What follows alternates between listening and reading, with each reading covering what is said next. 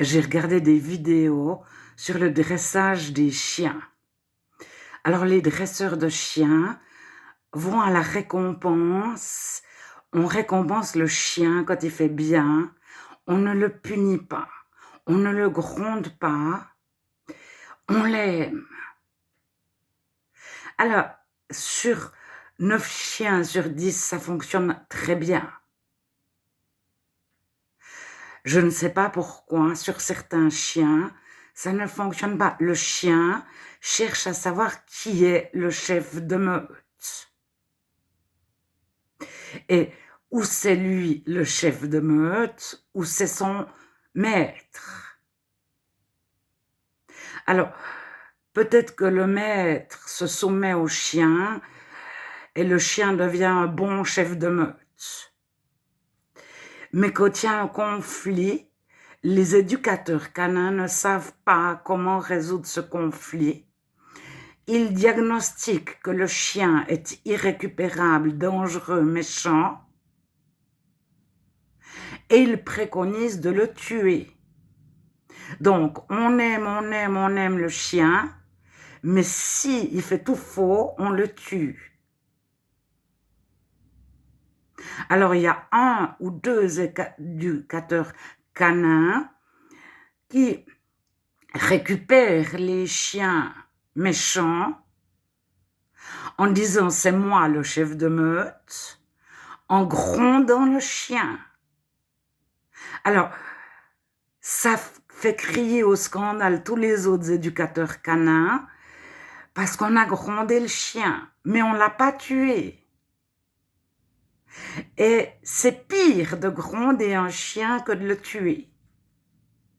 Alors un petit chien qui n'obéit pas, si on le punit un petit coup ou on le gronde, mais il y a une façon de gronder. C'est comme les enfants, on les punit jamais, on les tape pas parce qu'on a été battu, on a vu nos parents crier, perdre le contrôle d'eux-mêmes. Mais on peut punir 1 minute. Ceux qui ont passé 2 heures dans la cave, ils veulent plus jamais punir. Mais lorsque le chrétien est réinitialisé comme un ordinateur, il est remis à zéro, son disque dur est effacé, il n'a plus en mémoire, c'est-à-dire il a quand même en mémoire les colères de ses parents. Mais elles ne l'influencent plus, elles ne lui font plus mal, ça veut pas l'influencer de ses propres colères. Donc, si le chrétien se met en colère, il aura la maîtrise de lui-même. Donc, sa colère, elle est portée sur une petite chose. Il y a tout le passé qui est effacé. Si le chien a déchiqueté quelque chose, le maître peut lui dire « Non, tu ne devais pas faire ça ». Et le chien comprend, sans qu'on ait besoin de le taper, de crier, etc. Et puis s'il recommence, je te punis 30 secondes, tout dépend de l'âge du chien, mais le maître, 30 secondes dans une chambre tout seul, il est puni 30 secondes. Pour lui, c'est énorme. Mais on peut le mettre tout seul dans une chambre, fermer la porte, t'es puni, puis on rouvre la porte.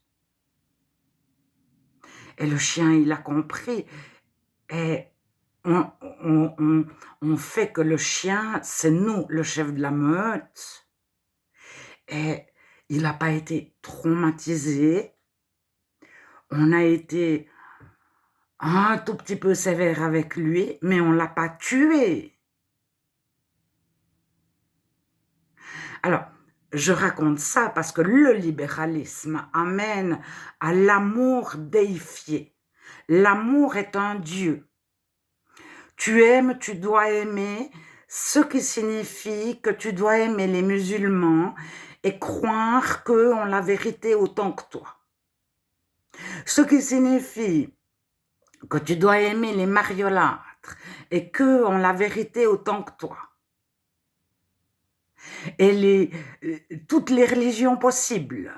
Mais alors, on en arrive aux dieux du Panthéon, Zeus, Artémis, Astarté, etc. Il n'y a qu'une religion, le bien, le mal, c'est une vue de l'esprit, etc. On aime.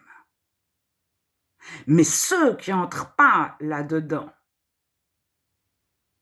on ne les gronde pas, on ne les punit pas, mais on développe une haine, on n'en veut plus.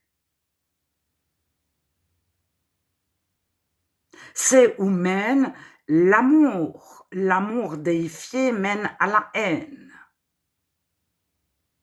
Et à la haine,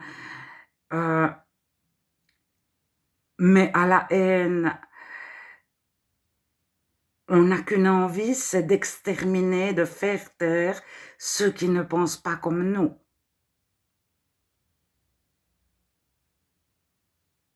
Donc, on aime et on dit aux gens aime, aime, aime, et tu dois aimer, sinon je te rejette, je te déteste, tu es incapable d'aimer.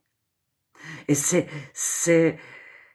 voilà, c'est comme le chien, il n'est pas grondé, soit il devient gentil, soumis, il se débrouille pour trouver que son patron est le chef de meute, soit il devient un chef de meute conforme à ce qu'on attend de lui. Alors s'il est tout petit, moi je vois des personnes promener leur chien, c'est pas le maître qui promène le chien, c'est le chien qui promène le maître. Le maître est au bout de la laisse, le chien va à droite, il va à droite, le chien va à gauche, il va à gauche. Et j'ai déjà vu des maîtres discuter avec leur chien, le chien veut aller de telle rue, puis le maître veut aller de telle autre rue, et il y a un conflit, et c'est vraiment des conflits permanents. Les maîtres ne savent pas résoudre un conflit, parce qu'il n'y a pas de chef de meute, on a annulé le chef de meute. Et on pense que le chien va rester un bébé chien et que c'est le chiot de sa maman ou le chiot de son papa. Et on le maintient en état infantile. Et lorsque le chien veut sortir de cette mise on le garde en enfance, et s'il veut en sortir, on est dépassé. Mais il y a forcément un chien à 1 année, il décide, c'est lui qui est le chef de meute ou c'est toi. Et puis s'il n'a pas pu le faire à 1 année, parce qu'on l'a tellement conditionné à ne pas entrer dans ce conflit-là, il le fera à 2 ans, à 3 ans, à 4 ans. Alors un tout petit chiot, on trouve que c'est rigolo, mais c'est amusant, et puis il a détruit nos chaussures, c'est rigolo, puis c'est tout mignon. Alors que plus on a un gros chien, moins c'est tout mignon. Puis on ne comprend pas pourquoi le gros chien ne reste pas à l'état d'enfant dans sa tête.